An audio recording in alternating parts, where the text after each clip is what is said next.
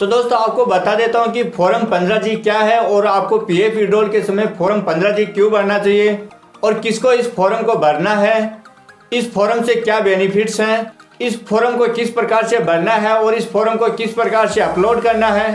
तो दोस्तों आज मैं इस वीडियो में इसी के बारे में पूरा क्लियर बताने वाला हूं। तो आइए शुरू करते हैं। तो दोस्तों आपको बता देता हूं कि फॉर्म 15G वह फॉर्म है जो आपके पीएफ अमाउंट से टीडीएस कटने से बचाता है।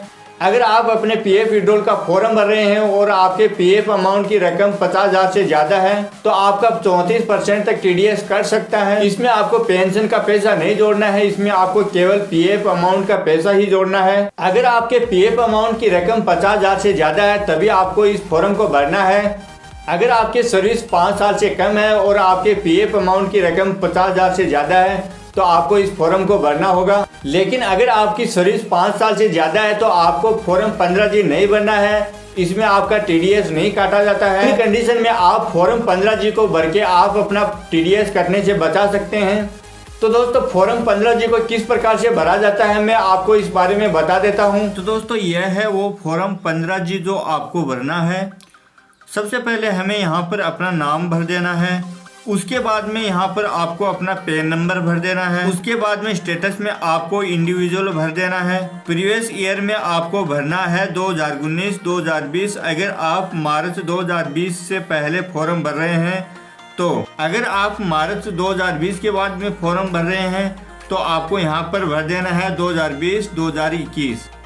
तो हम यहाँ पर भर दे रहे हैं 2019-2020 क्योंकि हम मार्च 2020 से पहले फॉर्म भर रहे हैं। उसके बाद में आपको रेजिडेंट स्टेटस में आपको रेजिडेंट भर देना है। उसके बाद में आप नीचे आएंगे तो आपको पॉइंट नंबर 6 से लेकर पॉइंट नंबर 14 तक आपको बेसिक डिटेल भरनी है। आप कहाँ रहते हैं, आपका फ़ोन नंबर क्या है, आपको यह सब यहाँ पर भर देना है। उसके बाद में नीचे आएंगे पॉइंट नंबर 15 में यहाँ आपको पूछा जा रहा है कि आपने पहले कभी टैक्स भरा है। अगर आपने पहले टैक्स भरा है तो आपको यहाँ पर आपको यस कर देना है। अगर आपने पहले कभी टैक्स नहीं भरा है तो आपको यहाँ पर नो कर देना है। तो हम यहाँ पर कर दे रहे हैं नो क्योंकि हमने पहले कभी टैक्स नहीं भरा है। नीचे आपको पॉइंट नंबर 16 आपको अपने पीएफ की अमाउंट लिख देनी है। जो आप पीएफ से पैसा निकलवा रहे हैं कितने की अमाउंट है वो यहाँ पर आपको लिख देनी है। और यहाँ पर आपको ध्यान रहे यहाँ पर आपको अपना पेंशन का पैसा नहीं जोड़ना है, यहाँ पर आपको केवल पीएफ अमाउंट का पैसा ही भरना है। उसके बाद में आपको पॉइंट नंबर 17 में आना है। यहाँ पर आपको इस साल की आपकी टोटल इनकम कितनी है उसमें आपको अपने पीएफ अमाउंट को जोड़ देना है जो यहाँ पर आप विड्रॉल करने वाले हैं। मान लीजिए मेरी पीएफ की अमाउंट राशि 55,206 है और मेरी इस साल की इनकम 1 लाख रुपए है। तो हमें यहाँ पर इन दोनों को जोड़ के यहाँ पर लिख देना है। पॉइंट नंबर 18 में यहाँ पर आपको बताना है कि आपने इसके अलावा पहले कभी फॉर्म 15G भरा है। अगर आपने पहले भरा है तो यहाँ पर आपको नंबर लगा देना है कि आपने कितने फॉर्म भरे हैं। अगर आपने पहले फॉर्म 15G नहीं भरा है तो इसको खाली छोड़ देना। उसके बाद में नीचे आएंगे पॉइंट नंबर 19 में आपको अपना यूएन नंबर लिख देना है। आगे आपको पीएफ विड्रॉल लिख देना है।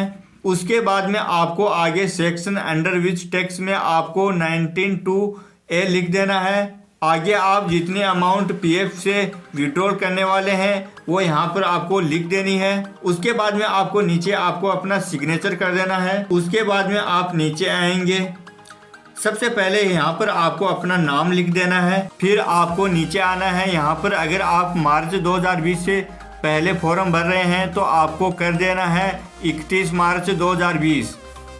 अगर आप मार्च 2020 के बाद में फॉर्म भर रहे हैं तो आपको मार्च 2021 कर देना है। और असिस्मेंट में आपको कर देना है 2020-2021। अगर आप मार्च 2020 के बाद अप्लाई कर रहे हैं तो आपको यहाँ पर 2021-2022 कर देना है।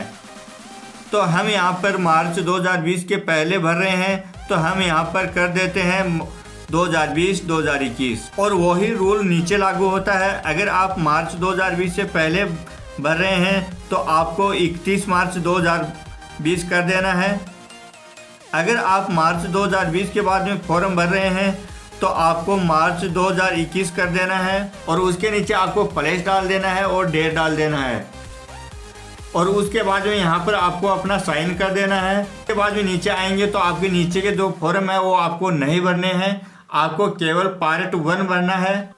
अगर दोस्तों आपको यह वीडियो पसंद आया तो वीडियो को लाइक कर दीजिए और चैनल को सब्सक्राइब कर दीजिए और बेल आइकन को दबा दीजिए जिससे हमारे आने वाली वीडियो को नोटिफिकेशन आपको मिल सके। तो दोस्तों मिलते हैं अगले वीडियो में, तब तक के लिए जय हिंद, जय भारत, वंदे मातरम।